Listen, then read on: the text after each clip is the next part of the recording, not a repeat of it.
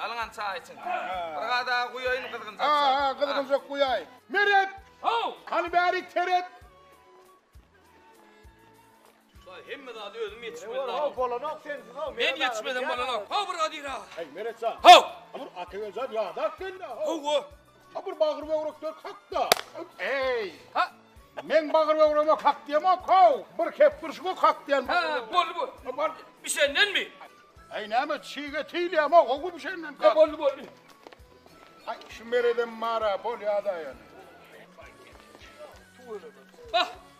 Bir adira ha. Hav. He. Ay hayır hav. Gel bunu al. Ay ne lan? Hadi. Hav. Ay mungu boş ekana hav.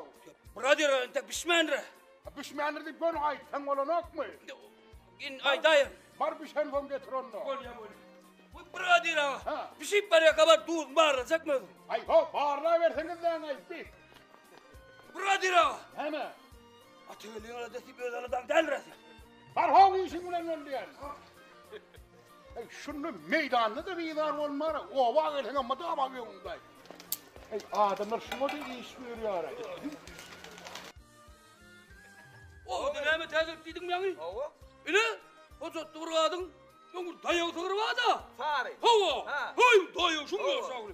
Anasın tapılınak. Ay degenim ait yana yanım diyene. Yegen yani nereden bileyim ben? Ben kıyınan tamam gülüyen. Ece geldin mi? Geldin mi bir? Gençler selamun aleyküm.